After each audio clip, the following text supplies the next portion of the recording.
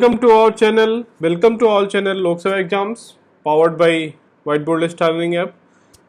सो कैसे हैं दोस्तों, कैसी चल रही है आप सबकी प्रिपरेशन? जो लेबर लॉज की प्रिपरेशन चल रहे हैं हम दोस्तों लोग, प्रोफेशनल एबिलिटी का पार्ट है जिसमें कि labour laws, IR, NPS, RTI ये सारी चीज़ें इसमें कवर होती हैं, राइट। आई होप आप सब अच्छे से पढ़ाई कर रहे हैं, ठीक है। जो RRB staff and welfare inspector का एग्जाम है दोस्तों, ठीक है।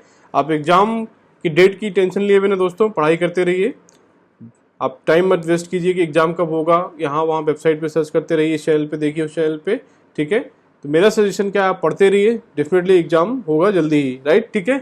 चलिए, तो हम लोग दोस्तों डिस्कस कर रहे हैं जो सेक्शन 2 है। हमने देखा था ऑलरेडी सेक्शन 2 जो डिफिनेशंस है बहुत इंपॉर्टेंट है। जितने भी इंपॉर्टेंट एक्ट्स हैं उनका जो सेक्शन 2 है, धारा 2, जिसमें परिभाषाएं दी गई हैं, राइट। एक एक एक्ट करके हमने डिस्कस किया था ऑलरेडी, इसके पहले 3-4 वीडियोज आ चुके हैं, राइट। तो जिन्होंने नहीं देखा दोस्तों वो हमारे ऐप पे भी जाकर देख सकते हैं। इन सबके फुल वीडियो चाहिए, अगर उनको थ्योरी का डिस्कशन चाहिए या आपको टॉपिक वाइज MCQ चाहिए, सारे टॉपिक पे जो 15-16 टॉपिक्स हैं सब पे MCQ अवेलेबल है। टेस्ट सीरीज चाहिए वहाँ पर, राइट, विच टेस्ट अवेलेबल हैं, या आपको ई-बुक चाहिए, वीडियो चाहिए, या मॉक टेस्ट पेपर और प्रीवियस ईयर पेपर 2015-2019 के सारी कंटेंट जो है, सारी चीज़ें वहाँ पर अवेलेबल है हमारे ऐप पर। ऐप का लिंक डिस्क्रिप्शन बॉक्स में है, वहाँ से डाउनलोड कर सकते हैं। चलिए, विदाउट वेस्टिंग मच टाइम हम लोग स्टार्ट करते हैं अपना डिस्कशन। तो जैसा कि मैंने बोला, हम लोग डिस्कस कर रहे हैं जो आज industrial employment standing orders act 1946, right, औद्योगिक नियोजन स्थायी आदेश 1946 जो अधिनियम है, उसके में जो सेक्शन 2 में जो चीज़ें डिफाइन की गई हैं परिभाषाओं में, उसमें कौन से सब सेक्शन में क्या चीज़ डिफाइन है और उसका मीनिंग क्या है, उसके बारे में आज हम बात करेंगे, राइट। क्योंकि इस सेक्शन में प्रॉब्लम क्या होती है, आपको थोड़ा सा डिफिकल्टी होती है और याद करने में प्रॉब्लम होती है, इसलिए मैं इसके लिए सेपरेट वीडियोस बना रहा हूँ आप सबके लिए, राइट। तो इसमें देखिए सेक्शन 2A में देखिए पहला क्या है, पहला क्या दिया है यहाँ पे, अपीलीट अथॉरिटी, अपीली प्राधिकरण। मतलब आप मान लीजिए कहीं पे अपील करना है तो वो अपीली प्राधिकरण किस में डिफाइन किया गया है, 2A में, राइट। उसका मतलब क्या है, an authority appointed by the appropriate government by notification to exercise functions of appellate authority under this act. तो इसमें देखिए 2A में क्या है, अपीलेट अथॉरिटी, अपीली प्राधिकरण की डिफिनेशन दी गई है, जिसके हिसाब से ये क्या है कि अप्रोप्रिएट गवर्नमेंट आगे नेक्स्ट सेक्शन में देखेंगे हम। ऑलरेडी हमने बताया था central government, state government based on the jurisdiction, right. तो वो क्या है, अप्रोप्रिएट गवर्नमेंट अपॉइंट करेगी एक अपीलेट अथॉरिटी जो कि फंक्शन करेगा जो भी अपीलेट चीज़ें हैं या अपील से रिलेटेड चीज़ों पे, राइट। ये किस में मेंशन देखिए दोस्तों, 2A में। अपीलेट अथॉरिटी किस में मेंशन, 2A में, अंडरस्टूड, राइट। चलो अगला देखते हैं, यहाँ पे देखिए 2B देखिए क्या है, 2B बहुत इंपॉर्टेंट है यहाँ पे।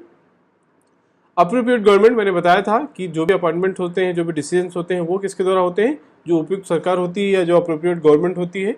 देखिए यहाँ पे central government for railways, major ports, mines, oil fields and control industry, ठीक है। स्टेट गवर्नमेंट ने, मैंने बताया था आपको दोस्तों कि जो भी फैक्ट्रीज या कंपनीज सेंट्रल गवर्नमेंट के अंडर कंट्रोल में है, एडमिनिस्ट्रेटिव कंट्रोल में, जैसे कि सेंट्रल PSUs या ऐसी कंपनी जो जिनका कि एक से अधिक स्टेट में एक्सटेंशन है, या रेलवेज है, मेजर पोर्ट्स हैं, माइंस हैं, ऑयल फील्ड्स हैं, या कंट्रोल इंडस्ट्री जो कि सेंट्रल गवर्नमेंट ने डिफाइन किया हुआ है, एक लिस्ट दिया हुआ है कि वो इंडस्ट्रीज कंट्रोल रहेंगी, उसमें आप ऐसा कोई भी स्टार्ट नहीं कर सकता बिजनेस, राइट। सेंट्रल गवर्नमेंट की परमिशन लेनी पड़ती है, उसका मतलब होता है कंट्रोल का।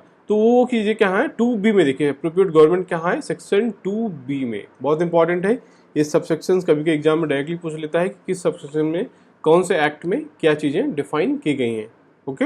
नाउ चलिए moving forward, next is certifying officer, प्रमाणीकरण अधिकारी, ठीक है। तो प्रमाणीकरण अधिकारी जो होता है, सर्टिफाइंग ऑफिसर, वो किस में मेंशन है, देखिए 2C में, right, 2C। Labour commissioner or regional labour commissioner or any officer appointed by appropriate government for certifying standing orders. आपको पता है दोस्तों स्टैंडिंग ऑर्डर्स क्या केस में क्या होता है कि आपको क्या होता है, स्टैंडिंग ऑर्डर्स क्या चीज़ें वो सर्टिफाई करना पड़ता है।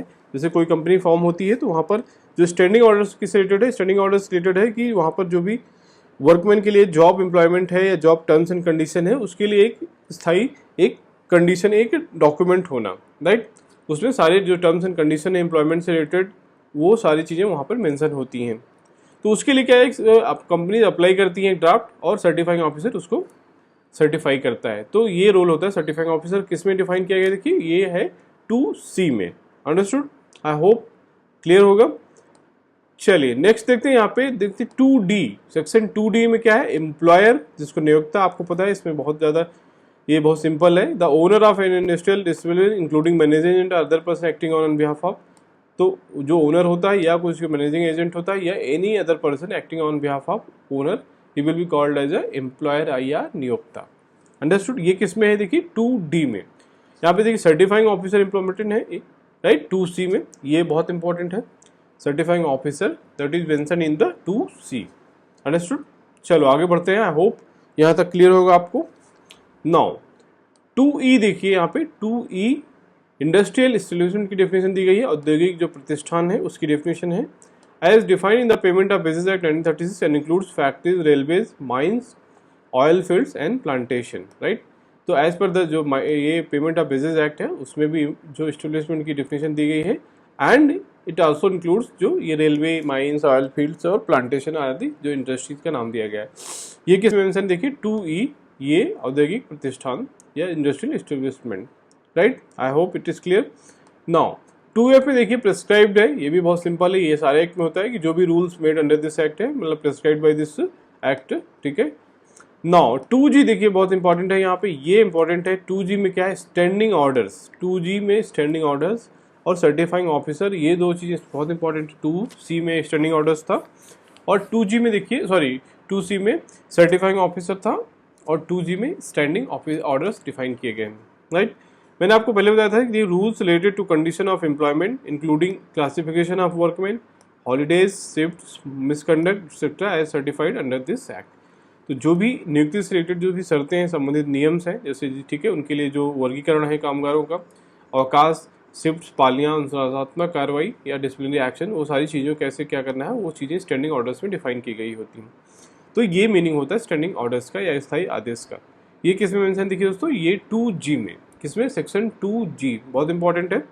नाउ एज पर दिस एक्ट देखिए जो 2H industrial employment standing orders 1946 जो है, उसके अंदर देखिए ट्रेड यूनियन डिफाइन किया गया है। किसमें, trade unions means a trade union for time being registered under the trade unions act, आपको पता है, इसका ऑलरेडी हमने देख लिया था।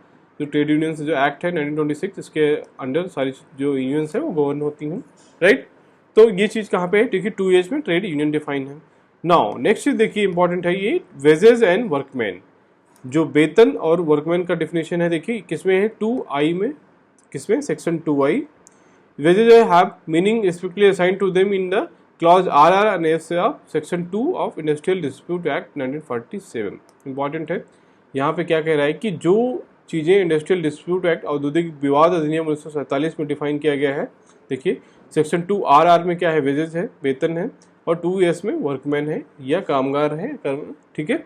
तो जो डेफिनेशन वहाँ पे देखिए सेम यहाँ पर भी लागू होती है। इसका मीनिंग ये होता है जब भी ये कहा जाए एज पर the clause 2RR of the industrial dispute act, that is wages, and 2S workman of the this industrial dispute act, right. तो इसके हिसाब से ये चीज़ें इसमें डिफाइन होंगी, अंडरस्टूड, ठीक है। आई होप यहाँ तक क्लियर हुआ होगा दोस्तों। तो आज ये हमने डिस्कस बताया, आपको एक्सप्लेन किया कि industrial employment standing orders 1946 act जो है, राइट, औद्योगिक विवाद अधिनियम, सॉरी औद्योगिक नियोजन जो स्थायी आदेश है 1946, उसके हिसाब से क्या क्या डिफिनेशन थी सेक्शन 2 की, हमने यहाँ पर देखा, राइट। तो I hope it is clear, ठीक है। तो इसी तरह से दोस्तों अगर आपको कंप्लीट वीडियोस चाहिए इन एक्ट पे, टेस्ट सीरीज या जो भी चीज़ें और भी MCQs, प्रीवियस ईयर पेपर, सब कुछ हमारे ऐप पे अवेलेबल है। तो ऐप पे जाइए, डाउनलोड करिए हमारा ऐप, वहाँ पर आपको सारी चीज़ें मिल जाएंगी, राइट, ठीक है। चलिए, तो thank you for watching this video, मिलते हैं अगले वीडियो में नेक्स्ट कंटेंट के साथ। थैंक यू दोस्तों।